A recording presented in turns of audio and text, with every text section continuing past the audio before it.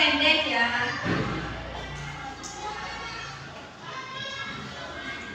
Nah, untuk tujuan pembelajaran pada hari ini, yang pertama, siswa dapat menjelaskan pengertian cerpak dan ciri-cirinya dengan bahasa sendiri. Yang kedua, siswa dapat mengidentifikasi unsur-unsur cerita, yaitu tokoh, latar, alur, dan amanat dari sebuah cerpak sederhana.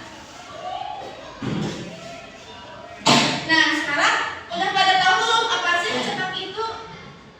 Ini ada yang tahu nggak? Nih, oke, sekarang kakak jelasin ya. Apa sih cerpak itu?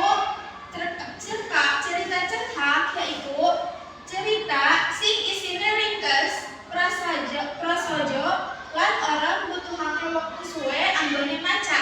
Artinya, cerkak yaitu cerita yang isinya ringkas, sederhana, dan tidak membutuhkan waktu lama untuk membaca. Jadi, cerkak atau cerita cerkak itu isine fokus ing sawijine paraga serta sawijine kedadean sing dirangkake paraga tersebut.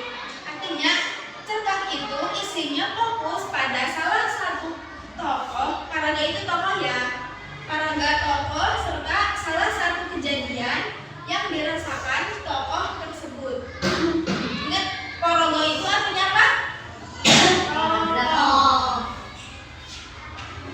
Nah, sekarang terdapat unsur pamanggung teks cerkak. Yang pertama ada tunggal anaka unsur intrinsik. Kali yaitu unsur ekstrinsik.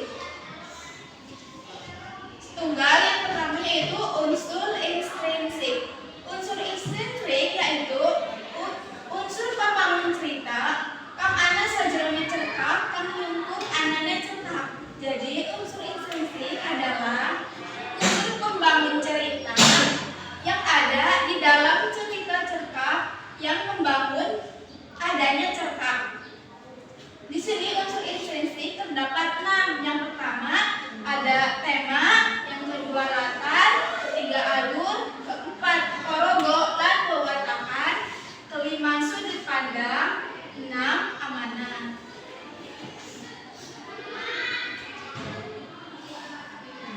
Tunggal yaitu tema. Tema yaitu pokok masalah utawa dasar saka sawijine cerita atau bagasannya cerita. Jadi tema itu yaitu pokok masalah atau dasar yang ada dalam salah satu cerita. Kalau itu mah judul ya. Untuk yang kali yaitu latar. Latar yaitu nerangake papan panggonan, waktu dan suasana sajroné cerita. Di sini latar yaitu terdapat 3 ya. Latar ada latar panggonan, yang kedua latar waktu, yang ketiga latar suasana. Latar panggonan yaitu menyebutkan tempat, untuk latar waktu menyebutkan waktu, dan latar suasana itu latar suasana. Jadi tempat, waktu, suasana. Intinya ada alur atau plot. Di sini alur yaitu dalane cerita utawa rerangkening cerita saka wiwitan nganti pungkasan. Jadi di sini alur artinya jalannya cerita atau awalnya cerita dari awal sampai akhir. Untuk para tempat kawan ada paraga lan wewatakan. Paraga yaitu polongan utawa tokoh sing ana sajroné cerita. Artinya tokoh adalah orang atau tokoh yang ada di dalam cerita tersebut. Sedangkan dene watak yaitu sifat utawa karakter saben paraga sing ana sajroné cerita. Sedangkan watak yaitu sifat atau karakter yang ada pada tokoh tersebut di dalam cerita tersebut, cerita tersebut. Di sini ada dasar watak diparang dari telu, yaitu paraga protagonis, paraga antagonis, dan ketiga paraga tritagonis. Di sini dasarnya watak ada 3. Yang pertama tokoh protagonis, yang kedua kedua tokoh antagonis, yang ketiga tokoh pritagonis. Setunggal ana paraga protagonis. Di sini protagonis yaitu paraga sing tumindake becik utawa benar. Artinya tokoh yang pemainnya orang baik atau benar. Yang kedua ada paraga antagonis. Artinya yaitu paraga sing tumindake ala atau elek. Artinya paraga antagonis adalah tokoh yang pemainnya itu jahat atau jelek. Yang ketiga ada paraga tritagonis, yaitu paraga sing nengani antarane paraga protagonis lan paraga antagonis. Jadi di sini paraga tritagonis adalah tokoh yang menengahi, yang berada di pertengahan antara tokoh protagonis dan antagonis. Jadi protagonis itu pertengahannya. Kelima ada sudut pandang. Sudut pandang yaitu caranya penulis menceritakan cerita. Artinya caranya penulis menceritakan cerita.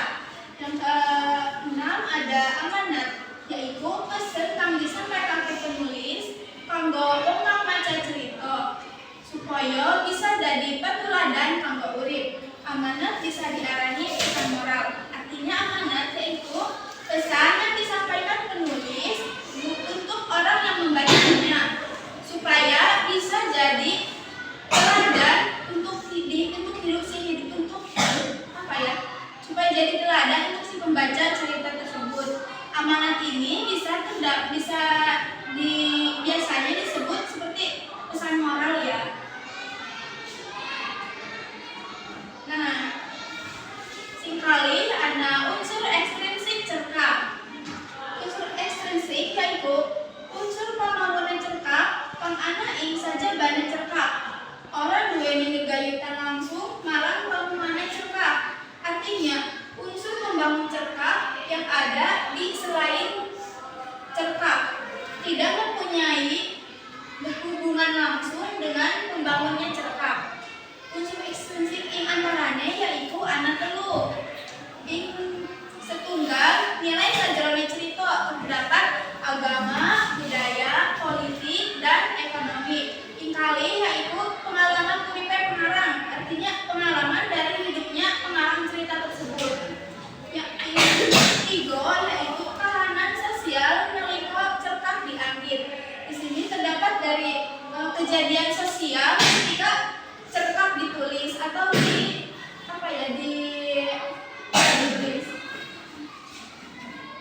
Nah, sekarang kakak mau menyebutkan contoh cerkak. Sebelum ke contoh cerkak, kakak mau tanya dulu. Tadi unsur cerkak ada apa aja ya? Ada berapa? 2. Yang pertama unsur ekstrinsik. Yang kedua unsur ekstrinsik.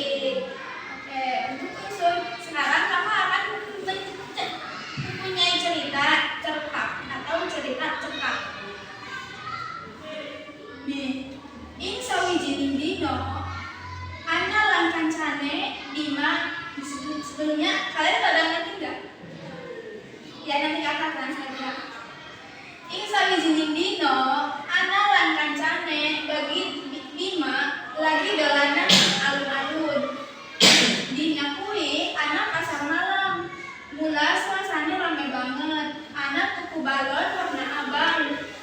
Sing wujude ati. Jadi di salah satu hari Ana dan temannya Bima lagi bermain di alun-alun. Kalau di sini di alun-alun Bantar Kaung ya. Lagi bermain di alun-alun. Nah, hari itu ada pasar malam. Awalnya suasananya ramai banget. Nah, anak ini membeli balon berwarna merah yang wujudnya berbentuk hati. Dewek seneng banget amarga balon iku wis suwe dicoret pake.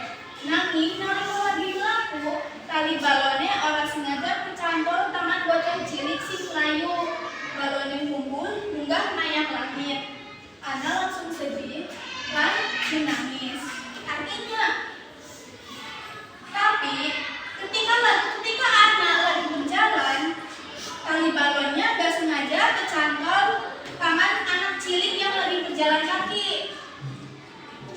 balonnya itu jadinya kan talinya kecantol sama anak cilik, balonnya jadi terbang ke langit. Ana langsung sedih dan menangis karena balonnya terbang. Bima banjur nyemangati. Aja sedih anak, yang balon mabur, mesti anak sababe. Mungkin mesti narik pelajaran supaya awal PDW lebih hati-hati. Di sini Bima menyemangati anak. Jadi jangan sedih ya anak. Kalau balon pergi mesti ada sebabnya. Mungkin Tuhan lagi memberikan pelajaran supaya dirimu lebih hati-hati. Selanjutnya, anak banjur narik anggugan dawa lan nyoba meneng. Ora suwe, anak tukang balon sing weruh anak sedih. Dheweke banjur menehi balon anyar kanggo anak tanpa njaluk bayar. Anak kaget lan matur nuwun karo seneng. Artinya, anak langsung melongo dan mencoba tenang. Tidak lama, ada tukang balon yang melihat Ana lagi sedih. Tukang balon tersebut langsung memberikan balon baru kepada Ana. Jadi tanpa Ananya membayar kepada tukang balon. Jadi Ana kaget dan mengucapkan terima kasih kepada tukang balon tersebut karena sudah diberikan balon tanpa harus bayar. Ana banjur ngomong ngarang Bima. Saiki aku ngerti, yen kita sabar lan tetepati, mesti ana wong sing bakal ngurmati. Artinya, Ana terus ngomong kepada Bima, sekarang aku ngerti, kalau kita sabar dan tetap tenang, mesti ada orang bagus yang bakal menolongi. Nah, amanat serkat tadi yaitu yang setunggal. Ojo gampang sedih dan kehilangan barang. Yang penting tetap sabar dan ikhlas. Artinya, ada yang penting nggak? Coba siapa? Ojo gampang sedih dan kehilangan barang. Yang penting tetap sabar dan ikhlas. Ada yang paham nggak artinya? Oke, sekarang artinya itu jangan gampang sedih kalau kita kehilangan barang. Yang penting kita tetap sabar dan ikhlas. Siapa coba kalau yang kehilangan barang kita tetap sabar, ikhlas. Nanti ada yang mau sabar enggak? Ya, nanti di itu ya belajar. Ingkali anak tuh minta becik bakal